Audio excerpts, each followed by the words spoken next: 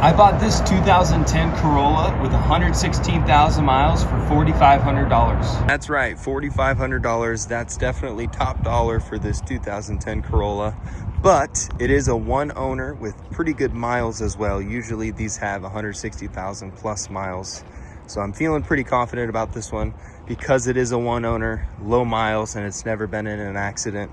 And overall, the car's in pretty good shape. I mean, there's nothing really to complain about other than just a little bit of cleaning, a little bit of brake dust on mainly the front brakes here. Overall, the interior is pretty minty. Just needs a quick little shimmy up, a little bit of cleaning on the seats, bring those seats back to life a little bit. But overall, I'm pretty excited about this flip. To note as well, this is the 1.8 four-cylinder. From 2007 to I believe 2011, they had a 2.4 four-cylinder that went in some of the Corollas and most of the Camrys. That motor is actually quite unreliable. The 1.8 is much more desirable because the 2.4 had excessive oil burning. Not to say that this 1.8 doesn't have tendencies to burn oil, but it's much less than the 2.4. And also, just to sell the car a little bit more, it's got a new battery, brand new alternator, and it's got brand new tires all the way around. So mechanically, this car is in pretty good shape. And also the transmission fluid was done recently and it's got fresh oil. First thing I'm gonna tackle is the engine bay cleaning. I always like to cover the alternator because that's really the only biggest concern. Make sure your fuse box is nice and tight. Make sure there's no live or exposed wire that you guys can see. Overall, this looks pretty stinking good. I'm not concerned about anything. And I'm just gonna soak it down with a wheel and tie cleaner, and then I'm gonna scrub it down and rinse it off. Alrighty, we got the engine bay all cleaned up. I've been cleaned up on the inside of the front hood, cleaned inside the cowl here. It always gets excessively dirty. Leaves and everything likes to collect there. There's even drains here, and those get clogged, and then you can have issues with water pooling there. It's always good to clear that out. Turned out great.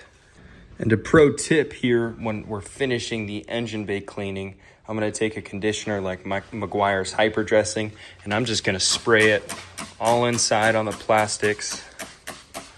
And we're just gonna let this run for about 10 minutes after we wash it, and all of the product will basically bake into the engine and make it look nice and shiny afterwards. After the engine, I'm just gonna pre-treat the jam areas, like the trunk jam here.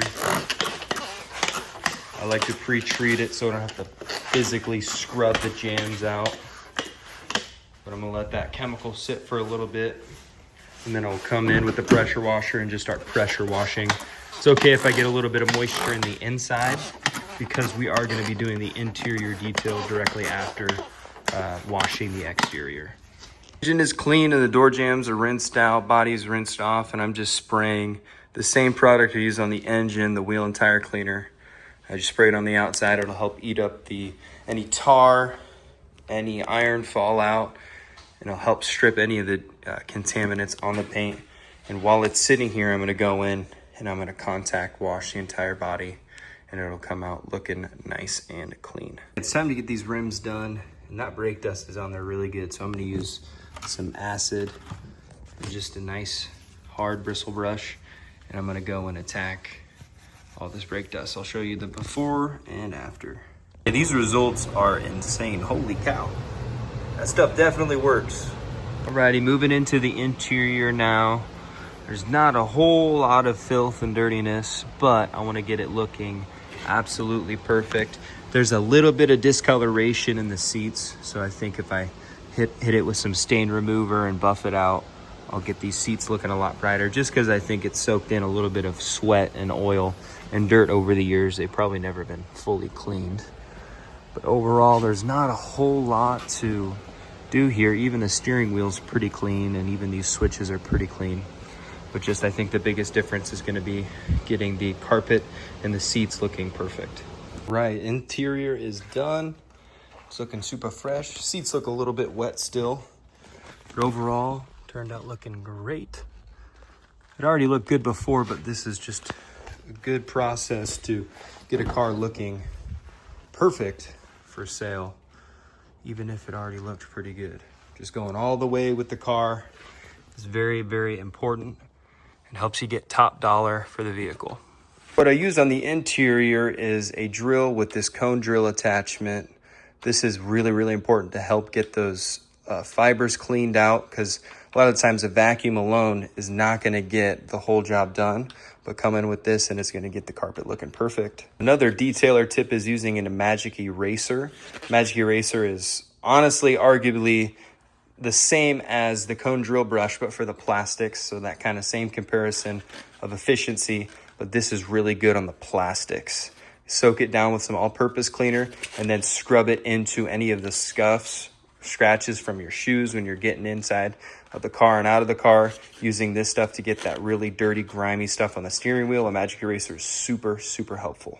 Let's move to getting the exterior perfect. And there's a lot of oxidation on this headlight here, so I'm going to polish this out, apply a layer of clear coat over it. Clear coat I use, I'll link it down below. It's called Shiny Car Stuff. And I'll also use Shiny Car Stuff on this scuff here. It should be able to get it looking about 80% better. This is through the paint a little bit. It does look like the previous owner did touch it up. But applying that layer of clear coat over this scuff, I'll show you guys the after results. You're going to be shocked. Now look at that. It looks way better. Headlights look great. All of this is just touch-up paint. There's really nothing I can do about that. Just kind of improper color for touch-up paint. But it looks much, much better. Alrighty, the Corolla is done, and we're going to be posting this online for $6,900. I believe we'll get it pretty quick, but time will tell. Overall, the car looks gorgeous. This walk-around video is also the video that I take when I'm presenting the vehicle on Facebook. Facebook allows you to film about a minute segment, so always do that. All right, guys, we just sold the Corolla last night. Let's dive into the numbers. Alrighty, guys, so we bought the vehicle for $4,500. That is definitely the upper end, but since it was a one owner, 0 accidents, and had no mechanical issues, this price is definitely worth it to pay top dollar because it's a top dollar vehicle. The reconditioning cost was a whopping $0. The oil was clean. All the fluids were clean. Nothing needed done to the vehicle. It had brand new tires. So the reconditioning cost was nothing. I already had the detailing chemicals. I had everything already in hand. I already paid for that stuff. That value really is maybe $5 worth of detailing chemicals. We ended up selling the car for $6,900, which sold literally within 2 hours. I posted the car that night. 2 hours later, somebody was already there with cash in hand, and we sold it for our asking price, which is awesome. And then the profit here would be $2,400, give or take a few dollars, maybe a little bit in detailing, gas to get there, but the car was only 10 minutes away. But time invested, I probably invested 3 to 4 hours in total. The cleaning only took an hour or two.